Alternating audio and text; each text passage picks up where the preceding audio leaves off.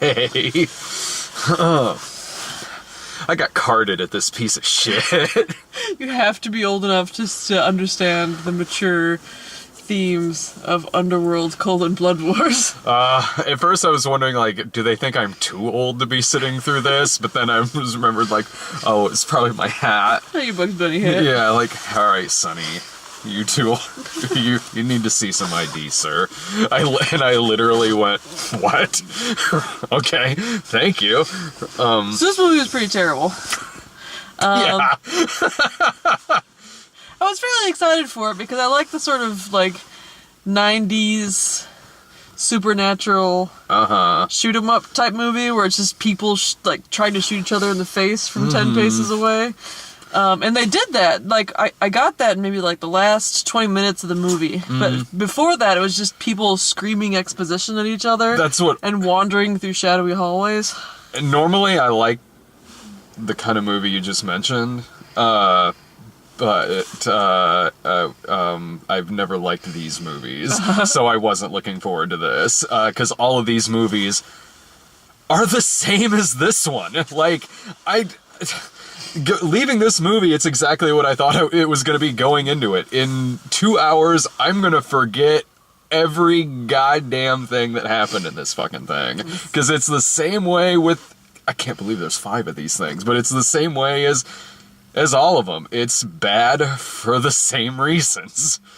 Because I think that the problem is that when I leave this movie and then 2 hours, the only thing I'm going to remember is that 20 minutes of awesomeness. Oh. Because that's kind of what happened, because I've been rewatching the videos from the past year to prepare my worst of list, and past Sarah was super geared up about this movie. Like, she's like, yeah, Underworld, pew pew, I'm a vampire.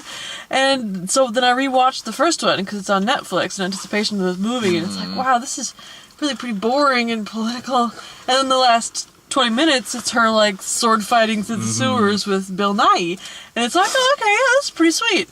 And so I feel like what'll happen is that in a couple years, I'll be like, oh, yeah, I love the Underworld series. I watched Blood Wars last, and it was all like a Gatling gun with the light bullets in it, and just 2 guys with the machine guns just pelting each other in the face with bullets, because that's the only memorable thing about this movie. So I end up hoisted on my own petard. Yeah, I didn't have the heart to tell you were going to like this. If it was going to be anything like the other movies. Break it to me gently. Yeah, but I don't know. I was like, maybe it could be a surprise. Because honestly, I sort of remember the third one being way more entertaining than the other ones. The third one was the prequel movie with Rona Mitra, who I thought was a better character than Kate Beckinsale's, and it had a lot more Michael Sheen in it that I remember. It could have been I was maybe a little more drunk when I was watching that one, but I kind of remembered enjoying Rise of the Lycans slightly more than I have, God, any of these other movies. Maybe this movie would benefit from being fairly drunk. And it definitely would benefit from a different main character. These movies are... Kate Beckinsale, sorry. She's very pretty, but that's... Like, she seemed so done. She seemed like Jamie Lee Curtis in the Halloween movie where they killed off her character in the first 5 minutes done. Kate Beckinsale's character, like, dies off maybe 2/3 of the way through this movie, and I'm like, so it's come to this. No one seems like they give a shit about anything in this film at all. This movie is like watching a sad S&M club reenacting their favorite episode of Passions. Like, see, I'd probably enjoy that sounds slightly more enjoyable, but if their heart really isn't into it, like, really, like this, if you want to make something decent out of what we just saw, shorten it to about an hour and maybe put some soap opera piano music behind it. Maybe that'll be funny for like 15 minutes. If you start using the soundtrack and dialogue from an old episode of Dark Shadows. I don't know. Before this movie even started, I was sitting there like, I feel like I'm going into this blind, even though I've seen the other movies. but I don't fucking remember them because they are that forgettable. So I'm like, it doesn't, I said at the beginning, before this movie, I was like, it doesn't matter. You know there's going to be this narration at the beginning of it, where it's like, I am a death dealer since the War of the Lycans, la la la. And that's, lo and behold. That's exactly what they did. Like, I fought an elder, and then I met a man named Michael, and he turned into a vampire-Lycan hybrid, and then I had a daughter, but then I had to leave her, and then Michael died, and then I was super sad, and here we all are. It was, I mean, beneficial, honestly, because it did remind me what happened in the fourth one. I was like, oh, okay, because really the only thing I remember about the fourth one is that they had to use this really obvious Scott Speedman body double because he didn't come back for it. And so he's killed in, like, night vision or some bullshit. Like, that was all I remember. I'm like, oh, right, they had a daughter. That happened, and then, man, 5 minutes into this movie, I was checked out so hard. Like, I'm just... Exactly, right? I was definitely, like, there was a moment where I was sitting there, I had my coat pulled up like a little blanket, and I had my snacks sitting in the hood, and I was kind of like munching on my Crunch and Munchins, and I thought to myself, I could probably like take a little snooze and sleep through about 20 minutes of this, and then wake up and still be able to follow the plot, and maybe I'd still be able to fake my way through the review. I don't know if there's really that much plot here, because I was kind of going in, and I never fell asleep, but I was like thinking about other things throughout this movie. The dialogue in this movie is all... It's all just people having revelations in monotone at each other. No, here's what it is. It's basically people reading aloud the Twitter accounts of those... You ever been to American Eagle at the mall? Yeah, I walked past them. Oh, you should, because all of their models on their picture have their Twitter accounts next to their picture, and it's amazing. So you, like, look them up? Oh, yes, because it's all, like, fucking... Zoolander. Like, that's what it is. Like, I had the worst Orange Julius today. # worst ever. And, like, it's like deep thoughts by Jack Handy on some of them. It's like this, when Celine is saying shit like, I've lived for 1,000 days. I may live for 1,000 more. Or die tomorrow. Like, deep, man. Like, I may live or die. Who knows? It's not about living or dying. It's about becoming. Yeah. I don't know how many more moons I have left in me. It's shit like that, and it was reminding me of that. And it's what was really funny too, and this was something we noticed. This is a quick little tangent, and I highly recommend you do this, by the way, because we were looking at all of the male model Twitter accounts, and they seriously all read like fucking Hansel or Derek Zoolander. Like, not even like ironically, like it was as wow, that's just them. But then we got to, like, the female models that they had on there, and I'm like, I know exactly what's going to happen here. We're going to look them up, and they're going to be perfectly normal. And they were. They're talking about, like, promoting gay rights and things like that, and all these, like, serious issues. Meanwhile, dude's talking like, oh, man, I'm totes stuck in line to get this new, like, orange cream pop. That's what a lot of this dialogue was reminding me of. If you took a sentence and switch some words around, switch the word day around with new moon, that's this. And that made me chuckle for 5 minutes, and then I drifted off again. And then when I came back into it, they were with a cult of Daenerys Targaryens. Yeah, they wandered into the albino vampire camp. But the basic plot of this movie is that 4 from the Divergent series, who I guess must have been in the 4th one? I don't remember him from the 4th one. If he was in it, I don't Charles remember. Dance's son, and Kate Beckinsale brought him back to life with her blood, and now they're a team. They're not, like, banging or anything, they're just, like, friends. And so, they get called back to the Coven because she's getting tricked by the dominatrix from Sherlock. who I thought had no idea what sort of movie she was in. Her outfits didn't know what kind of movie she was in. Her outfits meant that she had no nudity clause. It's basically, let's make her be as naked as possible, which is kind of what she was in Sherlock as well. Oh, okay. But anyway, like, she's trying to pull a quick one, but it's all kind of ancillary and dumb. And then 4 finds out that his mom isn't some random mom, but like Amelia from the first one. Yeah. Like one of the 3 elders that got killed. And so he's got to kind of like go back and regain the throne. The werewolves are trying to do a thing. And it turns out the lead werewolf, Marius, which I only remember because it's the name of the main dude character from Les Mis. Like ate Michael, it turns out. The whole movie is just like, oh, it turns out this happened, and oh, it turns out this happened, and oh, it turns out this is the case. But it's all so boring that it's like, I don't care. I don't care. That's what every single one of these movies is. There is nothing in the way of any kind of character. It is just really cynical-ass filmmakers who don't give a shit about what they're filming. All they're feeling is like, we could get 5 movies out of an audience coming to this because they want to see Kate Beckinsale in leather.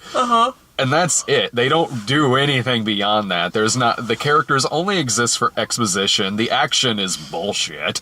Except for the one scene. There was a couple of chuckles there towards the end, and that's when I was like, if the whole movie was kind of like this, there would at least be something. Right? Because to compare this to the Resident Evil movies, at least in the Resident Evil movies, everyone, including the filmmakers, looks like they're having fun. That's not the case with these movies. These movies are brooding, they're dull, they're monotone, there's no single memorable character among any of them. Not even from people like Charles Dance, who you'd think, at the least maybe Charles Dance will be fun. But no, he's just, again, there to provide exposition like every single one of these movies is. And the only laughs to get out of it are towards the end when the guy says fuck in slow motion, and when he and the villain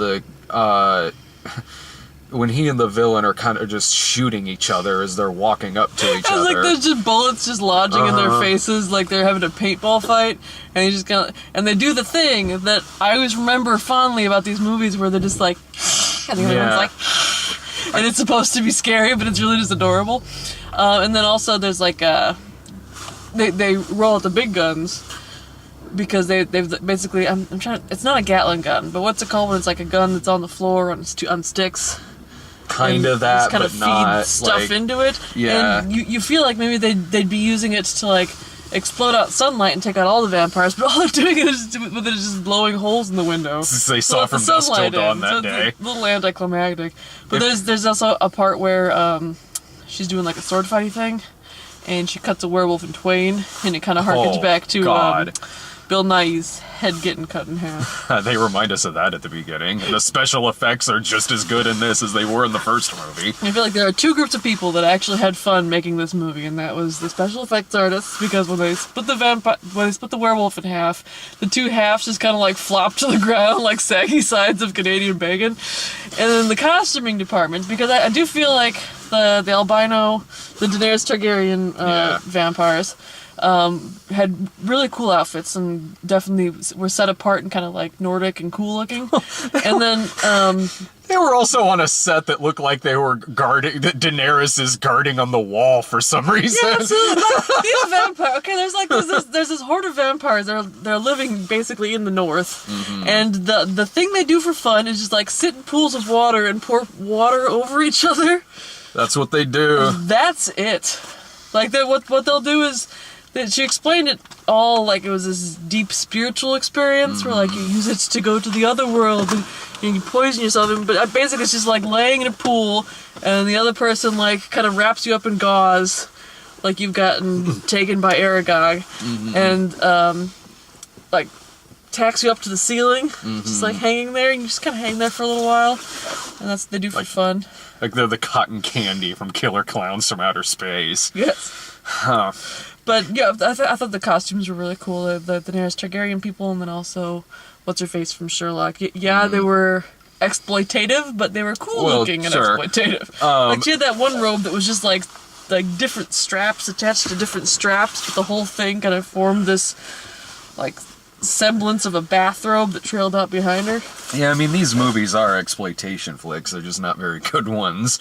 And I wish this had been made like 10, 15 years ago, because the villain, I mean, he even looks like him too, would have been Michael Wincott, the bad guy from The Crow. Right. And Gaia Gisman from Robin Hood, Prince of Thieves. I'm like, man, I would have loved it if he was in this fucking movie. There at least would have been that, even if he would have been sleepwalking through it. I would have loved it if Michael Sheen was in this movie. Yeah. I said Charlie Sheen. I would not have liked it if Charlie Sheen was in this movie. They do. There are parts where it's obvious that they are using like actors in werewolf costumes, like rubber costumes. The problem with that is that it doesn't fucking matter, because they mask it with such god-awful 90s CGI between the stupid-ass CGI blood that's popping out of them and these special effects that are the worst I've seen since Gods of Egypt, but Gods of Egypt was a more fun movie than this. They're on par with bullshit from the 90s, like American Werewolf in Paris. They might be using the same fucking werewolf effects. Which, if this movie had been having more fun with itself, I would have liked that, because it would have added to the unabashed 90ness of what I was expecting. Like, do you remember I, Frankenstein? That was you and Dave. Oh, okay. Well, I was expecting I, Frankenstein, because I liked I, Frankenstein. It was dumb, and it was 90s, and it was very, very poorly made, but the plot kind of dragged itself by its bootstraps, and it was held together by a sort of, like, earnest, what if he was a Frankenstein, you guys? If he was a Frankenstein moving through time, and he was doing battle with angels. Since you were really looking forward to this one, I assumed you were just fans of the other movies. I was fans of the portions of the other movies I remembered, which apparently wasn't very much of the other movies. No. I mean, to which I would think, like, I guess if you are if someone out there is a fan of these movies, that you'll like this. It's the same goddamn movie as the other ones. I mean, this movie is like if you took something like a Twilight and just stripped away all of the unintentional humor to it. That really is this. And there was kind of a crowd in there. Oh, the guys behind us were digging it. Yeah, so there was a crowd of people who were like, you know what we should do tonight? Underworld, Blood Wars. Maybe they were drunk. Maybe that was our mistake. We should have been drunk. Yeah, we should have been drinking through this movie. If we brought in our own containers, we could have just filled them with vodka. Is this going to be one where, come like a year from now, you'll have to like watch the review to be like, what exactly did I think of that fucking movie? December Sarah. Hi, it's me again, January Sarah. This movie doesn't belong on the bottom 10, but that's just because there's really nothing to say about it. It's early. It's definitely early. Welcome to fucking January. It's Underworld Blood Wars. So like, I imagine I will see 10 more movies that I would put on a worse list before this. Yeah. But that's because we see about 50 movies that are contenders for a 10 worst list. This is awful. The movie's awful. It's boring to sit through. It's a long 90 minutes. There's no good characters. There's nothing interesting about it. And anything that would be unintentionally amusing about it, you can see tenfold in something that's way more entertaining than this movie. It's... Doing the bottom 10, the difficult part is never ranking the terrible movies. It's ranking the mediocre movies against each other. Like, what was worse? This unintentionally hilarious bad CGI thriller, or this unintentionally not hilarious mid-February comedy that we saw that I barely remember? And I feel like this is going to be one of those movies where I've got 8 of my slots filled, and then 5 movies that I have no idea that I even watched them. Like when you had to look up what the choice was. Yeah.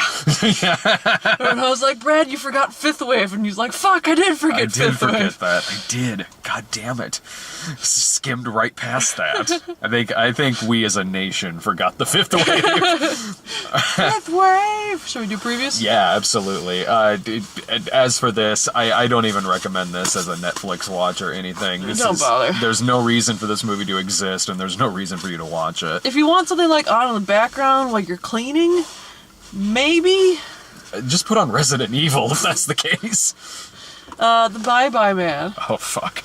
Again, I really don't have to care about, because that's a horror movie, so that'll be you and Brian. That'll be me and Brian. That name is just not getting any less hilarious. Well, it's turning into a really funny Tumblr meme where people are taking the poster and putting shit like the ICUP man and shit like like the Oops-a-Daisy man, because the tagline's like, you won't laugh at his name until when he sees you. See you later, alligator man. Really scared of you, PG-13 horror killer. Don't say it, don't think it. Rings, which, okay, this preview made me gag. Because it's like, it must be like an origin story of Sadako, or whatever her name is in the American version. But it's like, there's this lady, and she's like getting haunted by the ring girl. And she's sitting there, and she's got a peculiar look on her face, and then she reaches in her throat, and I'm gonna start gagging just talking about it, and pulls like this long strip of hair out of her throat, and I'm like, nope! That'll be a me and Brian movie. Yeah. I don't give a shit about that movie. You guys can barf. That's fucking disgusting. I'm sorry. I guess Shut In was the better choice for Naomi Watts other than Rings, which means Rings is gonna be terrible. Like, how many rings do you suppose are in this movie? Yeah. I thought it was just the one ring, right? It's called Ring because there's like the circle in the video. And then it's the well, and the little girl pops out, and she's like, you've got 7 days. I'll stick with the original version, Ringoos. Ringu. Kong. I'm so excited for that. Hey, you guys, I'm Dancing Ray. You shouldn't have come here, man. I come skull-wise. I am so excited for fucking Nam Kong. Vietnam King Kong. Holy shit, I'm so looking forward to that movie. It looks pretty amazing. Yeah. I really can't wait to see that. That looks like a blast. I genuinely love John C. Like, even if it's a terrible thing, I'd still love the John C. Reilly-ness of him. Because he's always so himself in everything that he's in. There are also really terrifying shots in that trailer. Like when the helicopter's in front of him and he just looks like a nuclear mushroom cloud right in front of him, like blurry off in the distance. There's some really beautiful shots in that trailer. So I'm genuinely really excited for that. It's a good monkey. Yeah. It's a good looking monkey. Life. Oh, it's a space Ryan thing. Reynolds, Ryan Reynolds and... Yeah, it looks like that'd be funny if they released that the same day as Alien Covenant. I haven't seen the preview for Alien Covenant. It looks like an Alien movie. It's the same thing. Yeah, this kind of looks like John Carpenter's The Thing in space, which feels like something I may have said before, but it's like they got like a thing in a petri dish and then it's evil. Yeah, given its cast, I think we talked about this one, or I did with somebody else, where actually it had to have been you because I think we're the only ones who talk about trailers. But like, where I'm guessing I could be wrong. I'm guessing there's more to this movie than something gets on a ship and is killing all of them. Given it's got a really good gas to it, so I would think there's maybe something more to it than that. But you know what? Who knows? Even if it is that, it could turn out to be scary. Yeah, well, it felt like there's like people of all nations getting together on a space station to kind of cultivate life that they found in outer space, and so I think it's probably going to be just to some degree preying on each other's xenophobia. Be like, I claim this in the name of Russia. No, you don't either. I claim the name of Ryan Reynolds. Yeah. Right? Yeah. The name of Canada. Yes. Yes. I always forget that he's Canadian. So, Resident Evil Final Chapter. It looks more fun than the movie we just fucking sat through. Like, I guess that they're gonna eradicate the the virus in this one? I don't know. I love that it's called Final Chapter, as if this has been a really complex story. I watched the first one of the Resident Evil movies, and I didn't much care for it, so I didn't really watch any of the other ones. Then you probably won't like the other ones. Yeah, probably not. I don't know. Maybe. I mean, they got some charm to it in that, like. You know what? The world just needs some bullshit sometimes. Sometimes you just need to sit there and watch Mila Jovovich and Michelle Rodriguez kill a bunch of zombies. Huge proponent of bullshit. It's just the first one was just kind of, it was, as I recall, it was kind of meandering, and maybe I just didn't have the attention span of the patience for it in that moment. But it was just them running back and forth across a mansion, and I was just like, I could do without it.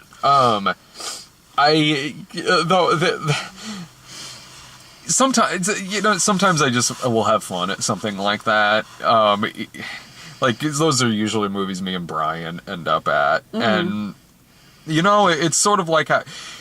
If people wonder why me and Brian were so lenient on Assassin's Creed, it's because of bullshit like Underworld Blood Wars. I don't like, if I'm in a good mood that day, I'll probably have fun at Resident Evil Final Chapter. If I'm in a shitty mood, maybe not. We had like an opening thing where it was like, "Hi, I'm Mila Jovovich. Oh, I'm so happy to have been in the Resident Evil movies. Thank you for still coming to them." For the trailer. After the fourth kind, I'm instantly worried of everything that starts out with "Hello, my name is Mila Jovovich." I forgot about the fourth kind. That was a piece of hardcore shit. Oh, that was on the split screen, right? Yes, where it was like half reenactment, half like the actual story. It's still one of the worst gimmicks I've ever seen in a movie, and go figure, I've only seen it once. I put the fourth kind of my worst of 2016, even though we didn't even though that was like 5 years ago. Yep, yeah, still the worst. I would understand if you did that. It's a terrible fucking movie. Guardians of the Galaxy Volume 2. I'm sold. I know that'll be the Comic Boys, but I might just invite myself along on that one. Yeah, usually, I mean, you were in the review for the first one. Was it? That was one where it was like 4 of us reviewing it, and I think we talked about the movie for like 5 minutes. It's hard with the good ones, because it's like, we don't want to ruin it for you guys. I don't mind ruining fucking Underworld. The Great Wall. Which is about how Matt Damon built the Great Wall of China to keep dragons out. Oh, that's the historical film we need that tells you why the Great Wall was built to keep the fire-breathing dragons out. Look, this makes sense to me. Fire-breathing dragons. It's because the Great Wall's keeping them out. They're still trapped behind the wall. Yes. This movie makes sense to me. That movie looks pretty.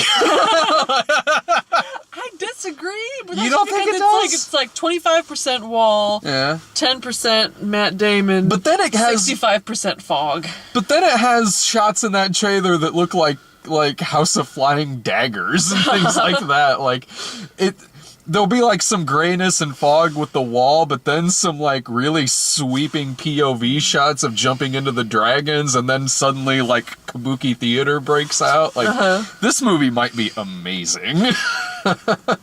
I can never tell the quality of a movie from a trailer anymore. Never ever. Who fucking knows? There's a button in this car that's called Cat Folder, and I've been spending the entire review trying to figure out what it actually does. That's like those old laptops that had one of the buttons, the icon was a faucet. Like, what? It's for turning the water out. It drains your battery. You don't want to push that button. And we got Cure for Wellness, which... That looks great. Okay, that looks terrifying. Like, I know that you watch American Horror Story. The first few seasons. I tried watching it, the season where they're in like a mental institution, and I had to turn it off because it got kind of too terrifying. Like that's the best season. Right around the Chloe Sevigny gets kidnapped by the guy part. I don't want to ruin it for you guys if you haven't seen that season of American Horror Story. Spoiler alert: Chloe Sevigny gets kidnapped by like a mad scientist, and he saws her legs off. If you're gonna watch and any then season, gives her like mega syphilis, and I was like, "That's it. I'm done with that show." You should watch Coven, because just to see how much it fucking falls apart.